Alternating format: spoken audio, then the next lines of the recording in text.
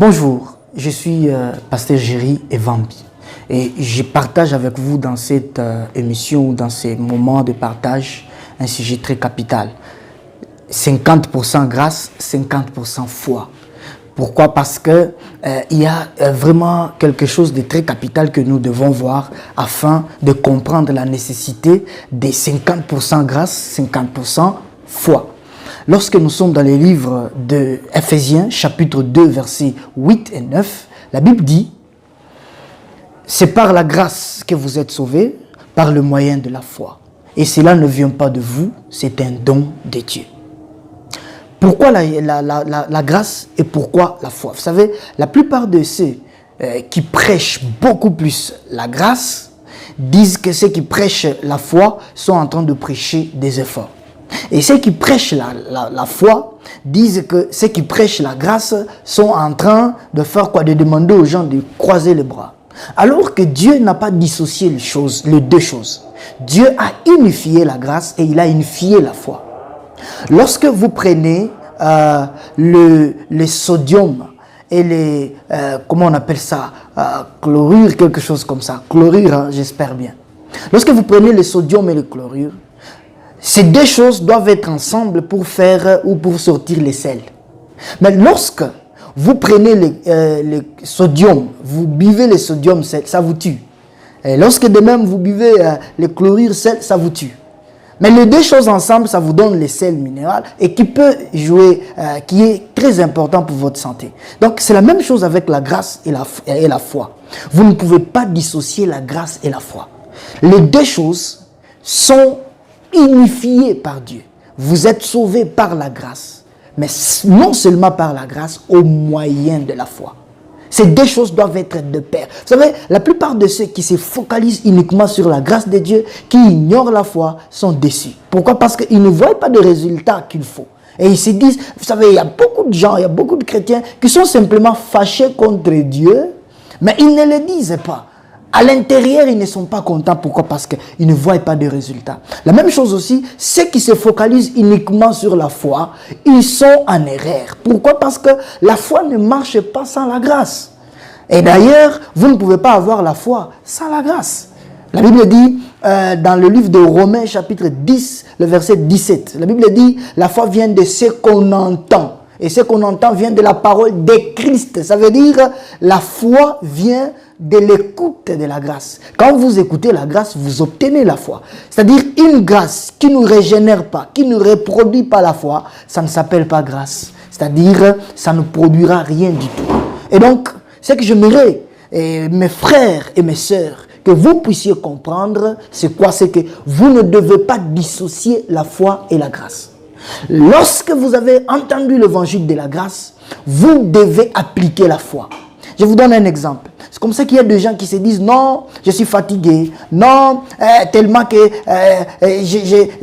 j'ai demandé des choses à Dieu, je ne vois rien. Depuis que je priais, je n'ai rien vu. On nous a parlé, non, la grâce de Dieu nous suffit. Mais depuis qu'on s'est focalisé sur la grâce, qu'est-ce qu'on a vu? Qu'est-ce qu'on a palpé? Ainsi de suite. Vous savez, c'est juste une erreur. Et cette erreur a beaucoup de conséquences.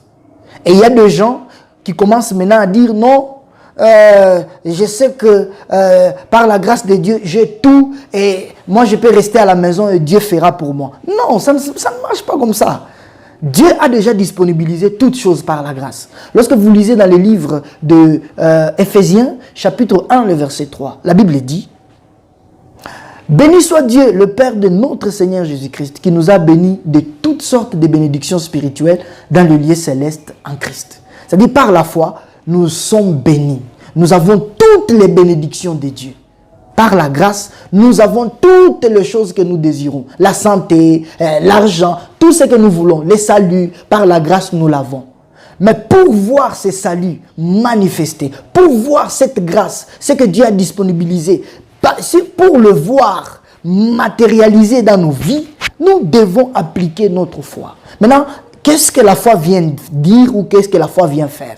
C'est-à-dire, Dieu a déjà disponibilisé toutes ces choses. Je m'en approprie par la foi. C'est-à-dire, je vais travailler parce que je sais que j'ai toutes choses, j'ai de l'argent. Alors que je suis en train de travailler, Dieu me donne l'argent parce que c'est disponible.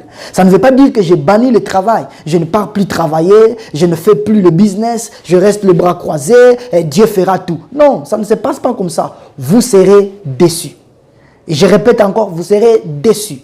Ça veut dire que vous savez que la guérison est là. Vous ne croisez pas les bras. Vous vous appropriez la guérison.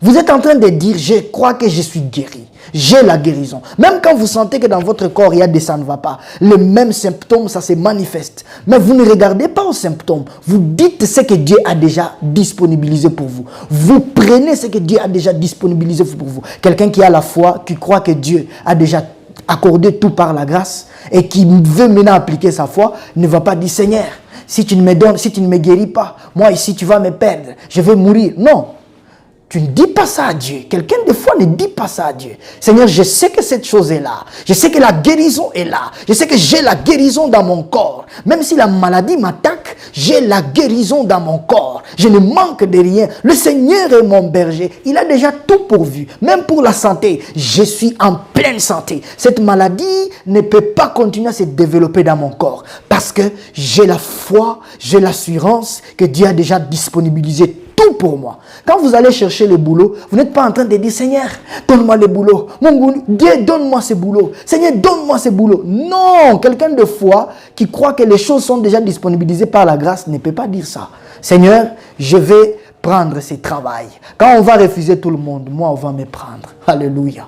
Quand tout le monde va rater, moi je vais en avoir parce que c'est disponible pour moi. Quelqu'un qui a la foi de ce genre ou de cette manière peut arriver au boulot, convaincre même les ressources, les chargés des ressources humaines. Pourquoi? Parce que tu as la foi. C'est comme ça que vous devez voir les choses. Toutes choses sont disponibles en Christ. Je répète encore, toutes choses sont disponibles en Christ. Vous avez tout pleinement en Christ. Vous avez tout, et je répète encore, tout pleinement en Christ. Mais ce que vous devez faire, c'est de vous approprier ces choses. Ne vivez pas comme quelqu'un à qui Dieu va créer quelque chose. Vivez comme quelqu'un pour qui Dieu a déjà créé toutes choses. Recevez ce que vous avez besoin. Palpez cela.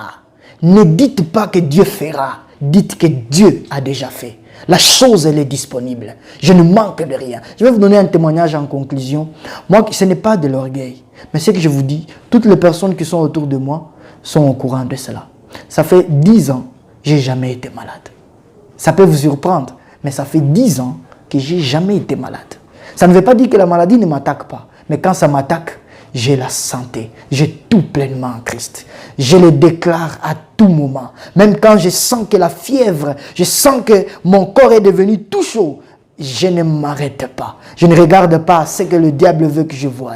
Je regarde à Christ. Je regarde là où je suis. J'ai tout pleinement en Christ. La santé est disponible. Vous savez, les gens vivent dans la défaite parce qu'ils pensent que Dieu créera, Dieu fera, alors que la chose, elle est déjà disponible pour eux en Christ. Et donc, par la foi, et la grâce. Vous devez apprendre à équilibrer les deux choses. C'est très capital. L'équilibre entre la grâce et la foi. Et donc 50% grâce, 50% foi. Que Dieu vous bénisse.